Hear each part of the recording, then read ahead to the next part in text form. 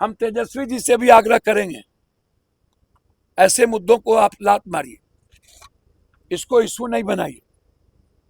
लालू यादव और राबड़ी देवी के पुत्र हैं, सीएम नहीं रहे दोनों आदमी। जेड प्लस में और जेड में क्या अंतर था? उद्योगपति पूंजीपति मुझको जेड प्लस दिए हुए हैं। अब मुझे नहीं पता, दुनिया में इतने मुद्दे हैं, गैस मुद्दा है, डीजल मुद्दा है, नीट्स के क्वेश्चन मुद्दे हैं, एसयूटी मुद्दे हैं, सीबीएसई मुद्दा है, बच्ची मुद्दा है।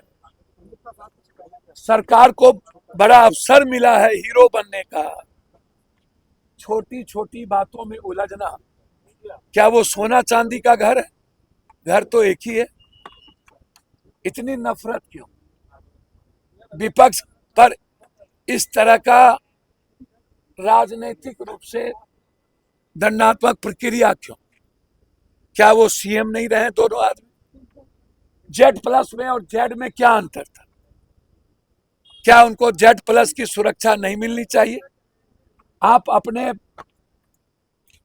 उद्योगपति पूंजीपति मुझको जेड प्लस दिए हुए हैं।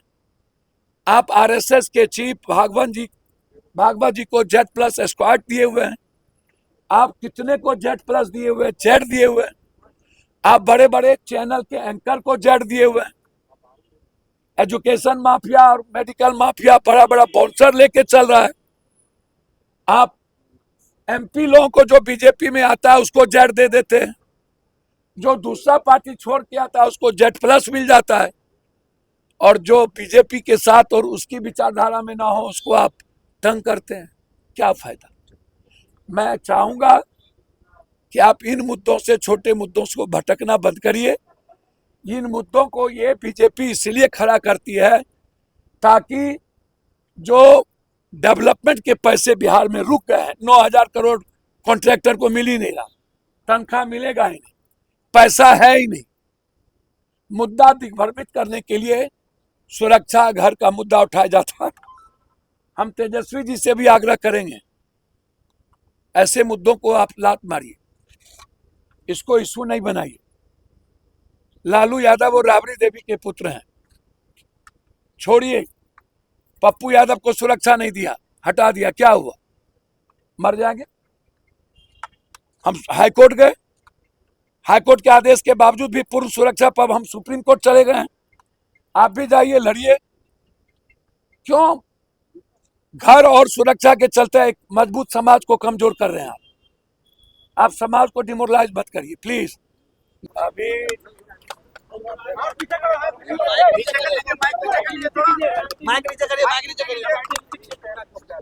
जो घटना घटित हुई है मुजफ्फरपुर में प्रसाद हॉस्पिटल,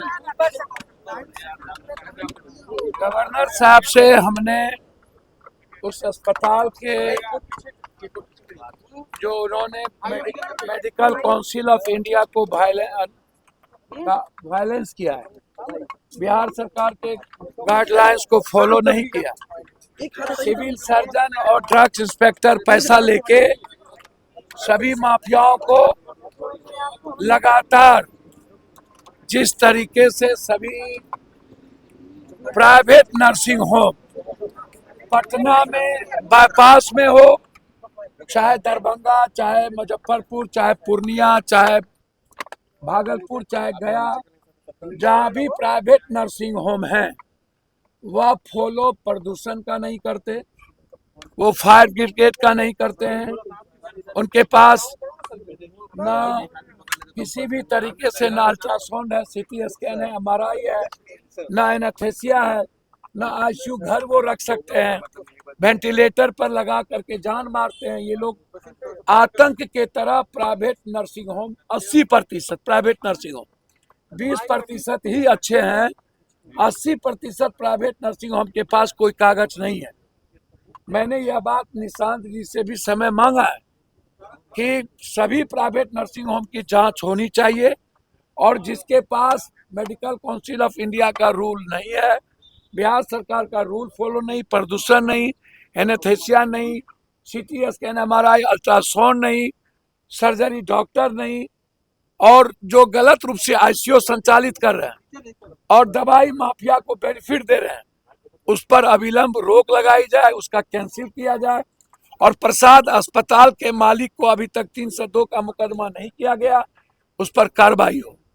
एक डिमांड मेरा यह था।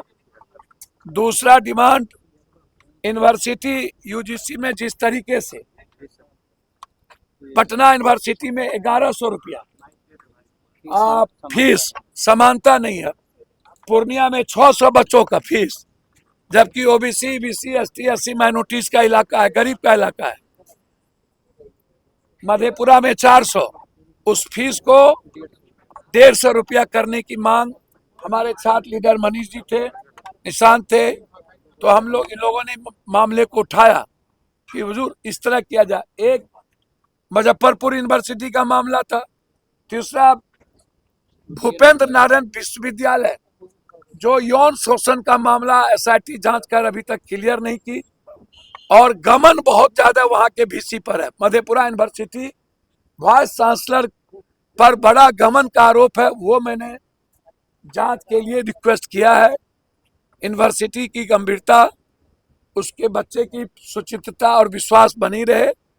और बिहार में जिस तरीके से हालात अच्छे नहीं है मेडिकल को माफियाओं का, तो इस पर हम आज मिले थे। सकारात्मक उन्होंने कहा सब पर मैं जांच कराऊंगा और निश्चित बच्चों के हित में कोई भी बात हो।